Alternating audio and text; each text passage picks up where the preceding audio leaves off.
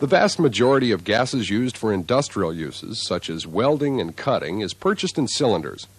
These cylinders must be constructed and maintained in accordance with the Department of Transportation's regulations. All cylinders must bear the DOT, Interstate Commerce Commission, or ICC specifications markings. The contents in the cylinder must be marked on each cylinder in large letters. Oxygen is a common gas supplied in cylinders. The usual size for welding contains 244 cubic feet of oxygen under a pressure of 2,200 pounds per square inch, which is a lot of pressure. A protective cap is supplied with each cylinder to protect the valve when the cylinder is not connected for use. Pure oxygen will not burn or explode. It supports combustion, which means it causes other substances to burn when they are raised to the kindling temperature. Combustible materials burn much more rapidly in oxygen than in air. Oxygen forms explosive mixtures in certain proportions with acetylene, hydrogen, and other combustible materials. Acetylene for welding and cutting is usually supplied in cylinders having a capacity up to about 300 cubic feet of dissolved acetylene under pressure of 250 pounds per square inch. Acetylene cylinders should be completely filled with an improved porous material impregnated with acetone, the solvent for acetylene. Since acetylene is highly soluble in acetone at cylinder filling pressure, large quantities of acetylene can be stored in comparatively small cylinders at relatively low pressure.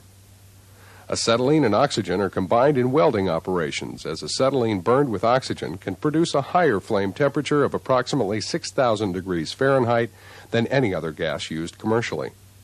The hazard appears to be quite high, considering the flammable limits of acetylene, which range from 2.5% to 81% acetylene in air.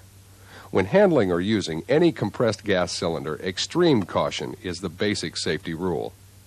LP gas is another compressed gas stored in approved cylinders. Liquefied petroleum gases include any material which is composed predominantly of hydrocarbons such as propane, propylene, butane, and butylenes. The gases liquefy under moderate pressure but convert into a gaseous state upon relief of the pressure. Containers have special approval markings and pressure relief valves for safety. LP gas is quite flammable and must be handled with extreme care. Serious accidents may result from misuse, abuse, or mishandling of compressed gas cylinders. Persons handling cylinders under pressure should be properly trained and follow all company policies and procedures relating to compressed gases. Let's take a look at some basic safety rules. However, each company may have their own established rules and procedures. In this case, follow your company's policies and procedures. The rules outlined in this program are basic safety rules. Number 1. Use cylinders, particularly those containing liquefied gases and acetylene, in an upright position and secure them against accidentally being knocked over. Unless the cylinder valve is protected by a recession in the head, keep the metal cap in place to protect the valve when the cylinder is not connected for use. A blow on an unprotected valve might cause gas under high pressure to escape. Number 3. Make sure the threads on a regulator or union correspond to those on the cylinder valve outlet. Do not force connections that do not fit. Number 4. Open cylinder valves slowly. A cylinder not provided with a hand wheel valve should be opened with a spindle key or a special wrench or other tool provided or approved by the gas supplier. Do not use a cylinder of compressed gas without a pressure-reducing regulator attached to the cylinder valve, except where cylinders are attached to a manifold, in which case the regulator will be attached to the manifold header. Number 6. Before making connection to a cylinder valve outlet, crack the valve for an instant to clear the opening of particles of dust or dirt. Always point the valve and opening away from the body and not toward anyone else. Never crack a fuel gas cylinder valve near other welding work or near sparks, open flames, or other possible sources of ignition. Number 7. Use regulators and pressure gauges only with the gases for which they are designed and intended. Do not attempt to repair or alter cylinders, valves, or attachments. This work should be done only by the manufacturer. Number 8.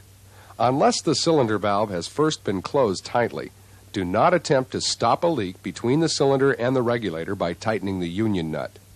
Number 9. Fuel gas cylinders in which leaks occur should be taken out of use immediately and handled as follows. Close the valve and take the cylinder outdoors well away from any source of ignition. Properly tag the cylinder and notify the supplier. A regulator attached to the valve may be used temporarily to stop a leak through the valve seat. If the leak occurs at a fuse plug, take the cylinder outdoors away from possible sources of ignition and open the cylinder valve slightly, allowing the gas to escape slowly. Plainly tag the cylinder to warn others. Keep the area free of visitors or from any source of ignition. Notify the gas supplier and follow the supplier's recommendations. It would also be a good idea to notify your local fire department. Number 10.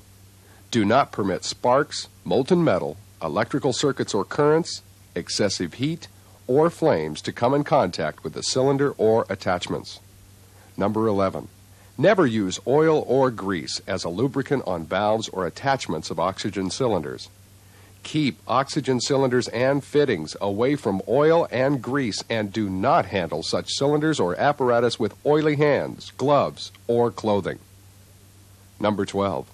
Never use oxygen as a substitute for compressed air in pneumatic tools, in oil preheating burners, to start internal combustion engines, or to dust clothing. Use it only for the purpose intended. Number 13.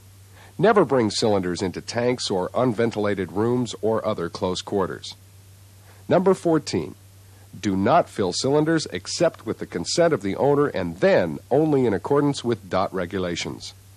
Do not attempt to mix gases in a compressed gas cylinder or to use it for purposes other than those intended by the supplier. Number 15.